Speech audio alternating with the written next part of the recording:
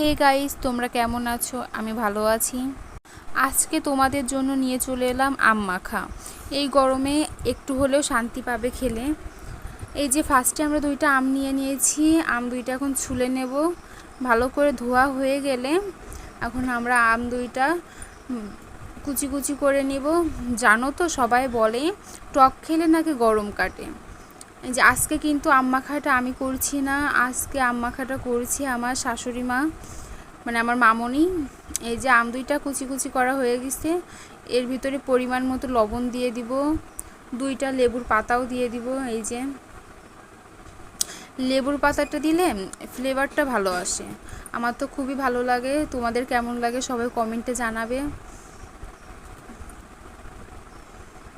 আর যদি লেবুর পাতা না থাকে তাহলে তোমরা লেবুর রসও দিতে পারো, তাহলেও ফ্লেভারটা পাবে।